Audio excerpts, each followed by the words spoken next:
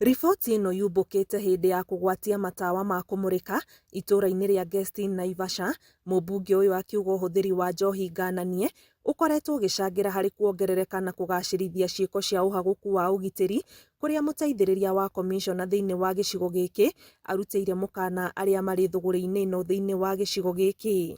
Getha mũndũ ũrĩa ũiyaga kana ũreciria no aiye amenye rĩu nĩ arĩnyitagwo, thirikari ĩna moko maraihu na ni makunyitwo. Kwa hivyo watu watii sheria na wafanye kenye inastahili, na watu wa baa kama wako hapa wanisikie, hizo baa zao kila mtu auze kenye inastahili na masaa yenye inafanya nini inastahili, na wasiuzie watoto.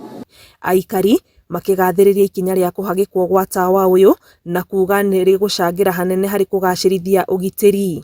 No ũmũthĩ nĩ twakena tondũ nĩ twakĩrio tawa mũthenya wa ũmũthĩ na ũici nĩ wathira. Andũ a nyumba kumi harĩa ya Ruma Naivasha nĩ moĩ tũtikomaga ũtukũ na mũthenya, tũkoragwo tũgĩtwo haha nĩ haraiywo, harĩa hangĩ nĩ haraiywo, na rĩu nĩ tuona tawa tũtigũcoka gwĩtia toci tondũ twĩna toci ya kũigana.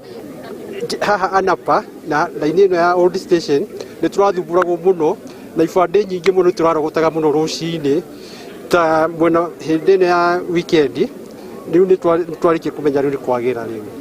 Honge cia wathani mwena ũyũ ikiuga nĩ iratacũkia makinya ma kũnyitanĩra na mũingĩ kũhukia ũhũthĩri wa njohi ngananie na ndawa cia kũrebia. Ngĩribotera Inooro TV, njĩtagwo Anĩ Ngigĩ Wanyamũ.